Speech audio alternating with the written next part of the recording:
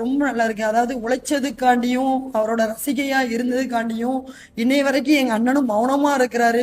அதுக்கு அண்ணனுக்கும் ரொம்ப நன்றி. கட்சியில நான் ரொம்ப உழைச்சேன் பாத்தீங்களா, அந்த உழைப்புக்கு கிடைத்த கூலி தான் பாலியல் பலாத்காரம், அதுவும் கூட்டு பாலியல் பலாத்காரம். அதனால மனுவுக்கும் எனக்கு எந்த ஒரு இதுவும் எடுக்கல. இன்னைய வரைக்கும் தமிழக வெற்றி கழகத்துல யாருமே என்ன என்னன்னு சொல்லி கேட்கல. அதுக்கும் விஜயண்ணாவுக்கு நான் ரொம்ப நன்றிகள் சொல்லிக்கிறேன். தலைவணங்குறேன் என் தலைவனை நான் தேர்ந்தெடுத்ததுக்கு. இப்ப இருந்துச்சுல பிரதர், எம்எல்ஏ பேரை சொல்லி கூட்டு போய் கெடுப்பான். அதே எம்எல்ஏ ஒழிச்சு வைப்பாரு. அதுக்கு அரசும் துணை போகுது, காவல்துறையும் துணை போகுது. பாதிக்கப்பட்டவன் மட்டும் ஊர்ல அசிங்கப்பட்டு கேவலப்பட்டு கீத்துப்பட்டு எதுல தொங்கலாம்னு அலையிறோம். இதுதான் நான் தமிழக வெற்றி கழகத்துல இருந்ததுக்கு கூலி கூலி கொடுத்துருக்காங்க. ஆமா சார்.